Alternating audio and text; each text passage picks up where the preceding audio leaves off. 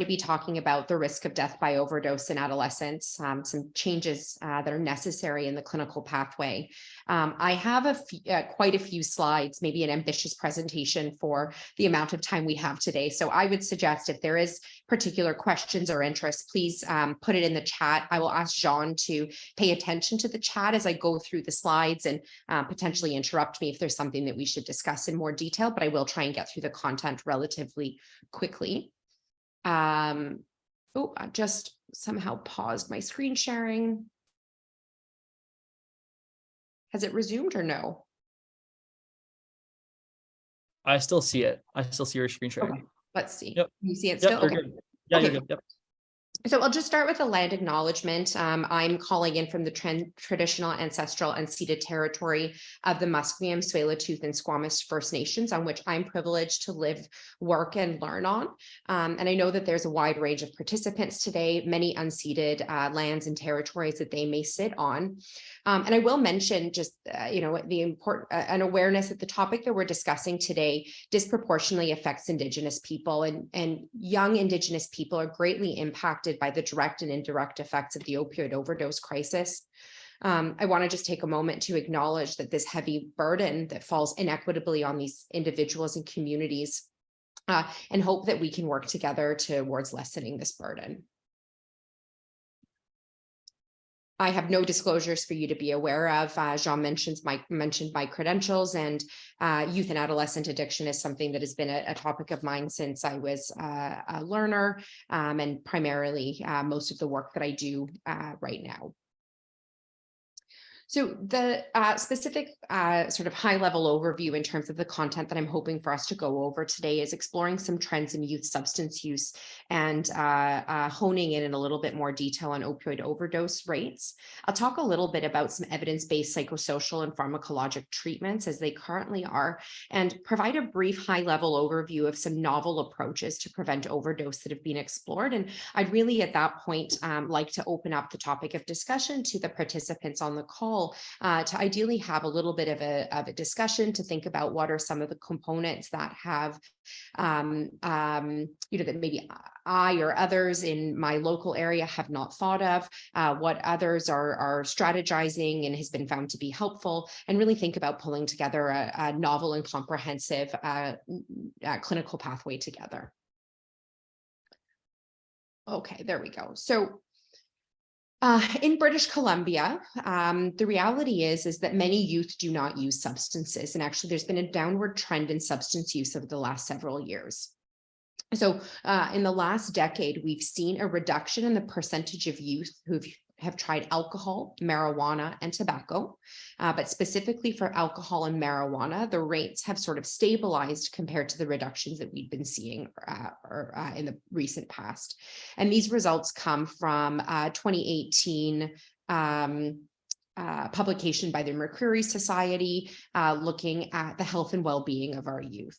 So what we're seeing here is that in 2018, less than half of youth in this survey were using alcohol, marijuana, or tobacco. Reflecting the same pattern with alcohol, youth are waiting until they're older to first try cannabis. And the percentage who have waited until they're 15 or older is higher now than it was in past years. So we see this changing from 2008 to 2013. In young individuals who have used marijuana, what we see is the percentage who have used it in the past month is actually higher than in previous years, but regular use has not been increasing. So, for example, the percentage who used marijuana on 6 or more days in the past month was unchanged, but the percentage who were using it 20 or more days has been decreasing.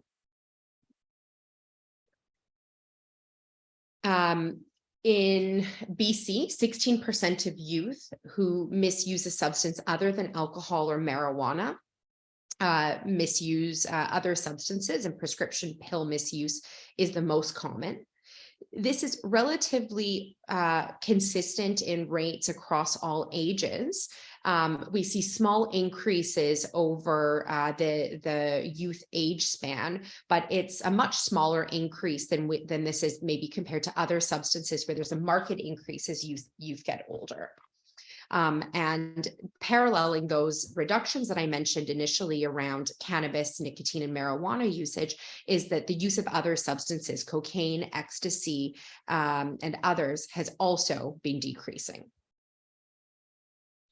So I just want to focus in a little bit further past the trends of general substance use in British Columbia, which parallel the trends that we're seeing in Canada as well as in the United States, is that there has been a significant reduction in prescribed opioids, both prescriptions of opioids as well as usage of opioids in Canada. And so in 2018, almost 1 in 8 people were prescribed opioids, and this has decreased by more than 10%. On an annual basis, which is the first decline we've seen since 2012. And this really parallels our increasing awareness of the phases of the opioid overdose crisis, a recognition that perhaps injudicious clinical practice, lenient practices contributed to overuse of opioid medications. I'm still seeing that my screen sharing is paused. I just want to make sure that my slides are moving forward for the group. I see it all move. Okay. Can maybe a participant let us know if they see it moving? I do see it moving. So okay. Yeah. Let's see, we got a thumbs up from the chat as well. Yeah. Okay. Thanks, guys. Thanks, guys. So that's really thinking about prescribed opioid usage. The trends in non-medical opioids also show that there has been a slight reduction in this, and Canadian youth tend to use opioids non-medically at similar rates to American youth as well as Australian youth. So on average, 3% of Canadian youth use opioids. And that really, it varies a little bit depending on the age range. So certainly we see higher rates in students in grades 10 to 12.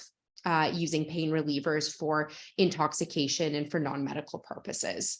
And there tends to be a higher preponderance of males doing this, especially as they get older. And on the right, we see some data from the US, the Monitoring the Future study, which shows that heroin use and use of non-heroin narcotics has also been decreasing in youth. I bring up all of these trends and these decreases over the last several years to sort of point out that despite that, we're seeing an unexpected increase in rates of hospitalization in youth. So youth have experienced the fastest growing rates of hospitalization related to overdose and substance-related harm in the past 2 calendar years. 1 in 20 of all hospital stays in youth were related to harms caused by substances. And these equate to an average of 17 hospitalizations per day. It's a small number of this percentage that is having recurrent hospitalizations, but about 20% is being seen more than once in the hospital for overdose or substance-related harm. And for each isolated admission to hospital, there are at least 5 emergency room visits. So this is telling us that not every youth that is presenting for admission, this is telling us that not every youth that is presented to the emergency room is actually being admitted to hospital. What we see is that paralleling these trends is that our ability to diagnose opioid use disorder in youth has improved over time. And so we're seeing a 4-fold increase in opioid use disorder diagnosis in youth, despite those decreasing trends that I mentioned. And in British Columbia, what we see is that youth overdoses, while the numbers are still relatively low in the under 19 population, 30 youth succumbing to opioid overdose death in 2021, what we see is that's actually a 200-fold increase from 2016. And we unfortunately have been, as I mentioned earlier in the speakers, in the opening remarks this morning, we're meeting new and unfortunate milestones when it comes to the opioid overdose crisis. So record numbers of individuals are losing their lives to opioid overdose. That includes youth under 19, as well as young adults through the age of 30. have had our youngest individuals succumb to opioid overdose death, with a 12-year-old dying in 2021. And all of the healthcare services, ambulance services, emergency room rates have been increasing for poisonings and non-fatal overdoses over the last several years. At this point in time in British Columbia, illicit drug toxicity is actually the second leading cause of death in teenagers. This is above and beyond the rate of suicide, as well as certain types of illnesses, such as the COVID-19 related pandemic, with which we actually see in this youth demographic twice as many youth dying to illicit drug toxicity than the COVID-19 pandemic. There was a period of time actually in the middle of the pandemic that illicit drug toxicity had crossed the threshold even of accidents. And that's likely because individuals were remaining at home. There wasn't as much, there was increased social and distal isolation, but we've now seen accidents take the top spot once again. As I mentioned in the land acknowledgement, I think we need to pay special attention to individuals who come from special populations and may be particularly vulnerable. So there's certainly an overrepresentation of Indigenous youth in the opioid overdose deaths. Prescription opioid use is the second most frequently used substance among First Nations youth, second only to alcohol. And in comparison to that general Canadian average of about 3%, about 10% of Indigenous identifying youth are reporting use of prescription opioids. And so what we see is, of the percentage of individuals that are succumbing, about 23% of the youth and almost 15% of the young adults identify as Aboriginal. And so that represents a 2.5 to 5-fold increased rate of death compared to the non-Indigenous general population in British Columbia, and in the provincial overdose mortality rates. We also see that youth who come from other minoritized backgrounds, such as LGBTQ and gender non-conforming backgrounds, also are at high risk of deleterious consequences from their substance use. And what we see that in terms of the substances that youth are using, opioids are very frequently putative. We see deaths of including fentanyl and other opioids occurring at about 85%. But adolescents, in contrast to adults, tend to have much more of an exploratory pattern of their substance use. So they may not have the same daily pattern, they may not have the same withdrawal, and are much more likely to engage in so-called polysubstance use or mixed drug use, contributing to overdose. So that may include the usage of opioids and other centrally acting depressants such as alcohol or benzodiazepines, antihistamines, all of which in combination increase the likelihood of illicit drug toxicity. If we think about the developmental history of substance use disorders, and for somebody like me who works with youth or who works with individuals across the lifespan, including youth, young adults, and older adults, in talking with my patients, and this is consistent with the evidence base, 90% of individuals who go on to develop substance use problems will have started using substances by the age of 18. Earlier initiation of substance use is associated with the development of more consequences and harms, as well as the risk of developing substance use disorders. And we'll talk about some of those in a few slides. And the reason for that is really because the teen brain is still developing. We know that the prefrontal cortex is the last part of the brain to develop. That's the slide that we see on, or the graph that we see on the right, where the brain really starts to develop from back to front. And the front part of our brain, which is really responsible for executive functioning, critical decision-making, impulse control, is the last part of the brain to develop. So it's actually age appropriate for adolescents to have some impulsivity, to have some novelty seeking because of those delays in maturation. And that is associated with learning, but also can lead to experimentation with substances and engagement in other risky behaviors. So because of that immaturity of impulse control and judgment, adolescents are especially prone to experimentation with drug use and alcohol use. And there are additional risk factors that may contribute to that further. Poor parental supervision, peer involvement, novelty seeking, certain types of neurodevelopmental conditions such as ADHD may further reinforce use, and temperament will also have an impact on this. The other side that I think about in this is that the teen brain is still very plastic. We know that there are several years of ongoing development, which may make youth particularly susceptible to some of the negative or harmful effects of substance use.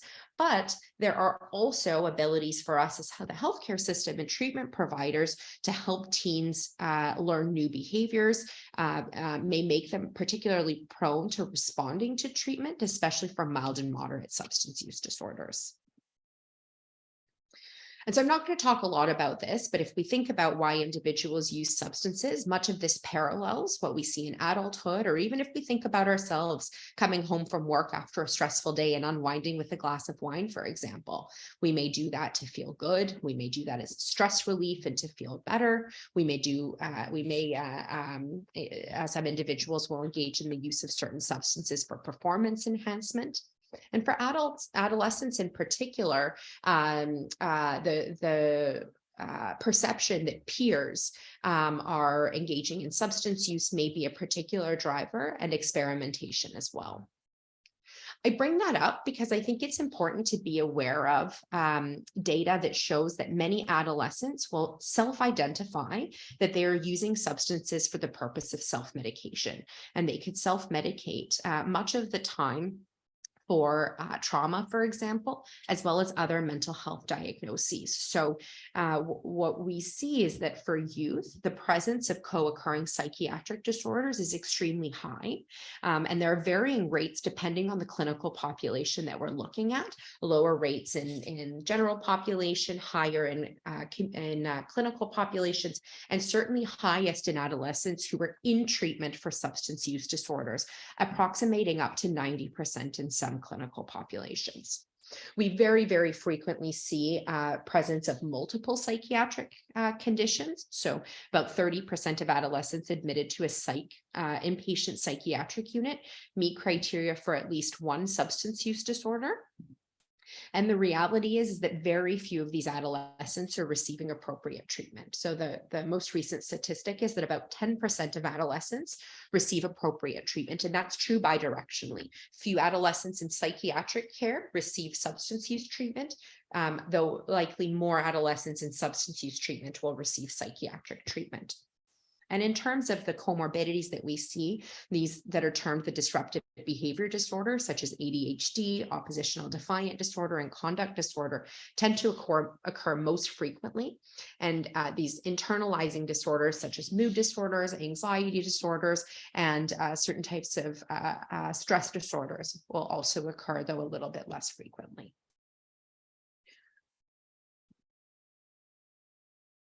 I think it's not a talk from my perspective. It's not really a talk about youth substance use if we don't pay some recognition to the experience of trauma and other adverse childhood experiences.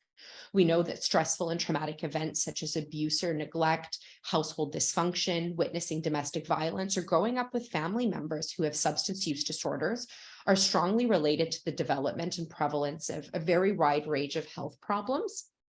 That includes physical health, increased risks of morbidity and mortality, but also mental health and substance misuse.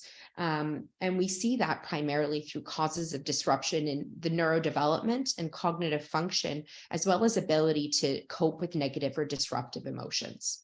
So individuals with substance use disorders who go on to develop substance use disorders tend to have many more adverse childhood experiences than individuals in the general population. And the presence of any single ACE actually increases the risk of developing early substance use and use disorder 2 to 4-fold, depending on the substance. So 4 or more ACEs has a 2-fold increased risk of developing smoking, 7.5-fold risk of developing alcohol use disorder, and is 11-fold increased for the development of intravenous drug use in comparison to those who don't have adverse childhood experiences. I always worry a little bit when providing statistics like this, because it can feel sometimes hopeless that these are finite experiences, discrete experiences that we may not have the ability to undo. And while there is some truth to that, there actually is evidence that having positive childhood experiences with adults reduces adult health problems across all levels of ACEs. So some examples that have been identified, some of these positive childhood experiences includes how often or how much a child feels that they can talk to their family or other trusted adults about their feelings, feeling that family members or trusted adults have stood by them during difficult times. The experience of non-parent adults or non-family adults who've taken a genuine interest in them. And I think this is a tremendous opportunity for us in the healthcare system, those of us that may interface with youth in the academic system or on sports teams or in outpatient treatment may have a substantial impact here. And we can help youth by enjoying participating in community traditions, community sports, which can help provide a sense of belonging in high school, feeling supported by friends and in their home. And these can actually undo some of the impact of these traumas and adverse childhood experiences. So this is the slide that I was alluding to a few slides ago, that there are a number of psychosocial problems that are caused by substance use in adolescence, and these come in multiple clusters: family, peer, legal, academic, employment, challenges, and also the increased likelihood of use in physically hazardous situations. So while I mentioned that in British Columbia, illicit drug toxicity is currently the second leading cause of death, likely that is an underrepresentation, because we know that many injuries and for example, motor vehicle accidents, suicide attempts and recurrent suicide attempts are linked to alcohol and drug use in adolescence. And so all of this can occur much more frequently, and substance use can be related to that much, much more. So the earlier individuals engage in substance use, the earlier and heavier their drug use becomes. I've mentioned the increased risk of developing a substance use disorder. The challenges with that is that there are lower rates of treatment, of efforts at treatment, and certainly retention in treatment, which means earlier relapses. We've talked about some of the concurrent presence of other mental health diagnoses, but we see that the severity of psychiatric illness, suicide, rates of hospitalization, and general dysfunction are also much higher. And all of that is associated with lower rates of academic success and of employment opportunities, and difficulties in family and personal relationships and other pro-social behaviors, with an increase in criminal convictions as well. So that leads us to think a little bit about what are some solutions for this. And I've sort of split this up, some of the ways that I think about this, and I think is consistent with the way many providers in British Columbia may approach treatment of youth substance use disorders, is thinking about sort of non-controversial or very evidence-based treatment modalities. So accessible, compassionate, evidence-based treatment on demand. That could mean accessing individual counseling through the scholastic program. That could mean referral to community programs or inpatient level of care. In British Columbia, we don't really have therapeutic boarding schools or these youth hubs, but there are some recovery-oriented high schools. And ideally, what we should see is a wraparound treatment with a continuum of care that's seamless, that is de-siloed, that is integrated, and that's one of the pieces that I want to talk about. Some slightly more controversial or less evidence-based treatment paradigms include coercive or involuntary treatment practices under the guise that adolescents may or may not possess capacity or consent to treatment. Certainly, there are some protective drug policies around decriminalization and regulation that have been introduced in British Columbia. These may not apply specifically to adolescents for whom alcohol, cannabis, and nicotine are not in a legal state, whereas for adults, these may have much further impact. And also in British Columbia and across Canada, there's been the introduction of safer supply as a safer alternative for individuals to use in lieu of the toxic drug supply, and access to many types of harm reduction practices, such as use at safe consumption sites, needle exchanges that are not necessarily geared to adolescents and younger adults.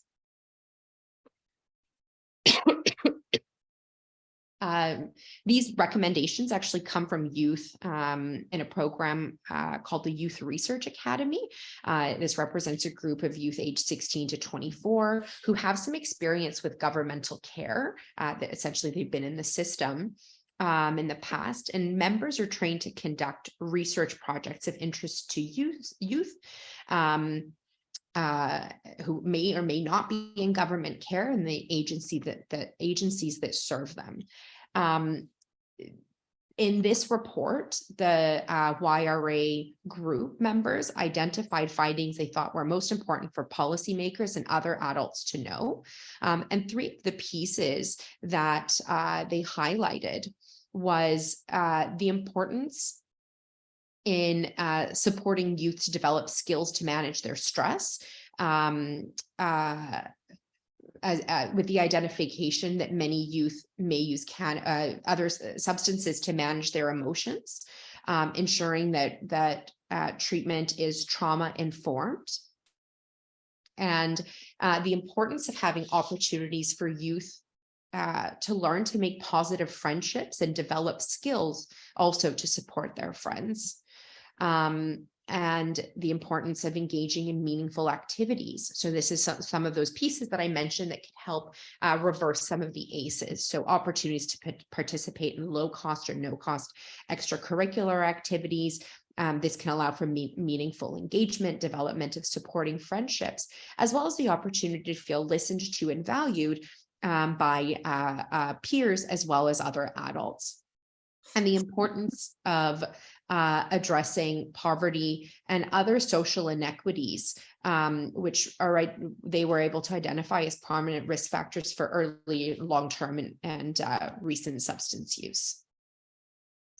And overall, the factors that the YRA identified, these 6 categories, highlighted the need to focus on building resiliency, promoting protective factors, and trying to reduce risk factors. And these results are available online. The report is called Blunt Talk 2, and it provides a picture of cannabis use among BC youth, and was sponsored by the BC Ministry of Health. These interventions that that the YRA group suggested are in line with the psychosocial interventions that we recommend for youth substance use disorder. In comparison to adults in some way, the cornerstone for youth substance use is going to be psychosocial interventions and family involvement. And I'm sort of more of a lumper than I am really a splitter. There's little evidence that treatment-specific factors are important, and actually it's common mechanisms of change. So things that allow the development of behavioral approaches to focus on teaching and reinforcing new skills and behaviors. New ways of thinking and coping to compete with or minimize drug-using behaviors, with the ultimate goal on reinforcing desirable behaviors and eliminating unwanted or maladaptive ones. And all of these behavioral approaches that are listed here are highly evidence-based to do that. However, it can be quite difficult for youth or their families to access these types of treatments in the absence of community organizations that are providing this. And in particular, I think in British Columbia, one of our biggest missing components is access to craft. That's community reinforcement and family training. I always bring this up, and this is a direction that I'm hoping that my program will eventually go, is to develop a craft program. Craft is actually developed to engage and interface with the loved one for the person with an identified substance use disorder. And the identified patient actually doesn't need to be in treatment in order to see improvements in functioning as well as with substance use. So I think that that's a really low-hanging piece of change and a clinical pathway that could occur. The importance of the parent and child relationship during adolescence makes family therapy a cornerstone for adolescent substance use treatment. And that's not surprising. We recognize that youth behavior is strongly influenced by families, friends, communities, and the way parents engage with youth, their own emotions and behaviors can influence how their children are doing. And so these are some of the types of family therapy and family involvement.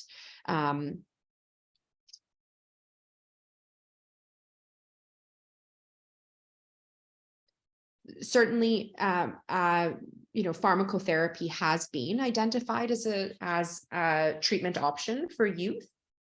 The research is certainly not as robust as it is in the adult population.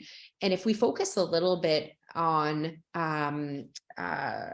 recommendations for youth with high-risk opioid use, we actually see that medications for opioid use disorder can be very beneficial or identified as safe, and that pathways should be readily offered in pediatric primary care and other pediatric-facing clinical settings. The other piece that this group found, you'll notice Jean's name is the lead author in this study, is that the integration of psychosocial interventions is actually critical to effectively address comorbid psychiatric conditions and emotional drivers of substance use, which is associated with improved retention and treatment trajectories. The unfortunate reality is that few youth actually are receiving the appropriate treatment. So this is a study from 2020 out of the United States looking at Medicaid enrolled youth in the US who were seen in emergency room settings after non-fatal opioid overdose. Of the study population, less than 20% of these adolescents received an opioid use disorder diagnosis. That may reflect on the exploratory patterns of adolescent substance use rather than necessarily having an opioid use disorder, although likely this is an underrepresentation. For the majority of patients seen, 70% did not receive any addiction of any kind. About 1/3 received some behavioral health services. And despite the recognition, the safety profiles, and many efforts by agencies across the US, such as the American Academy of Pediatrics and others, to increase the access to opioid agonist therapy, termed medication-assisted therapy for opioid use disorder in the US, only 1 in 54 youth received evidence-based pharmacotherapy. That represents 1.9%. This is another study that actually tries to break down some of the youth that are accessing treatment. It's in a slightly different population. But what I want to highlight here is that youth from marginalized or racialized backgrounds, Black youth, Hispanic youth in Canada, this is true for Indigenous youth. These are vulnerable individuals who are at much higher likelihood of experiencing harmful consequences of substance use, non-fatal and higher risk of fatal overdose, and are much less likely to be offered and to receive the same services in comparison to adults. I think it's important to be aware, at least in British Columbia, that OAT retention, while accessing OAT is certainly a treatment paradigm that our government has certainly been trying to focus on. Let me rephrase. Our government in British Columbia has been trying to improve low barrier access to opioid agonist therapy for youth as well as for adults. And I will say, as somebody who works in the emergency room and in the hospital-based setting, I think it's very easy to initiate somebody on opioid agonist therapy. Much more difficult, however, is retaining them. And we're actually seeing that retention is on the decline. And there's a number of different reasons for this. Including the difficulty initiating medications or needing to push medications to higher doses than we had in the past with fentanyl and other synthetic analogs as the primary opioid in the illicit drug supply. But especially amongst youth, what we're seeing is that youth may have some fears about the addictiveness of opioid agonist therapy. Youth experience pressures from providers and family members to start particular medications instead of their own preference to explore other treatment options. For youth who have initiated opioid agonist therapy, they found remaining on the medication quite difficult. The daily witnessed dosing requirements may be a barrier, and the strict rules around repeated doses were additionally difficult. And so the majority of youth with opioid use disorder on opioid agonist therapy in Vancouver actually envisioned coming off of opioid agonist therapy in the not too distant future, which is alarming because we recognize that those individuals who are engaged in treatment, are on their pharmacotherapy, are also receiving other types of supports for their mental health, for their social inequities and determinants of health that actually help them develop stability over time. Martha, just to cut you off, someone in the chat mentioned, I think it goes along with what you're just saying there. But the challenges of these reports with retention is that youth may be may be offered but decline services and support. So I think that goes along with what you were saying last time. But in the chat, someone brought that up, and I completely agree. And you did mention that, and that's that paper there. Yeah, absolutely. And I think that the challenges include not building services that are necessarily geared to youth. We very much borrow from adult literature. We borrow from adult treatment paradigms. Maybe I'll jump ahead in a couple of the slides in just a moment, but I think that's what I would like to bring to the discussion for the group for today. How do we actually help engage youth, particularly disengaged or reluctant or apprehensive youth who may have mistrust of the healthcare system, in order to build a model of care, a continuum of substance use care that is appealing, engaging, and can actually help impact these things over time. I, as a psychiatrist, my bias is that concurrent psychiatric treatment in opioid use disorder absolutely needs to go hand in hand. And this is some evidence for that. It's a study from Ontario that showed not just a reduction in all-cause mortality for individuals on OAT who are accessing concurrent psychiatric care, but reductions in healthcare costs such as emergency room visits and hospitalizations, which, as we've talked about with youth, are increasing at alarming rates.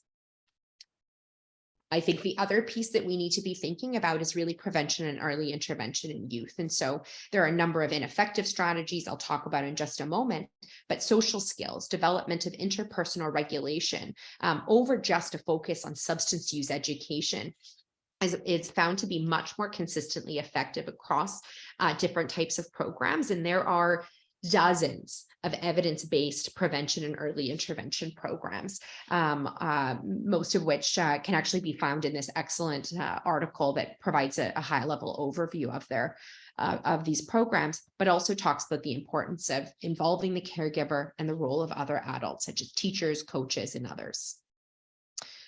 Generally, ineffective strategies are programs that just teach about drugs and their effects, and in particular, those that are accompanied with fear arousal or that look at the morality of substance use are going to be much more likely to be useful for youth. And I think about that as we build our structure for early intervention and prevention.